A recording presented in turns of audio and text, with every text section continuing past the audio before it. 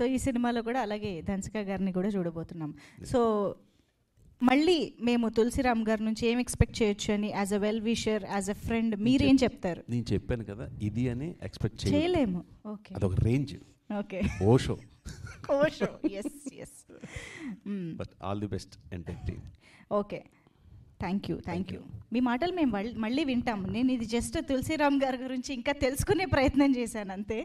So yes, ఇక్కడ అమ్మాయిలు కూడా మాట్లాడితే బాగుంటుందేమో. ఎస్, అయ్యో పర్లేదు, తను ఎలాగో స్పీచ్ ఇస్తుంది, మాట్లాడుతుంది, రైట్? మీరు చెప్పండి.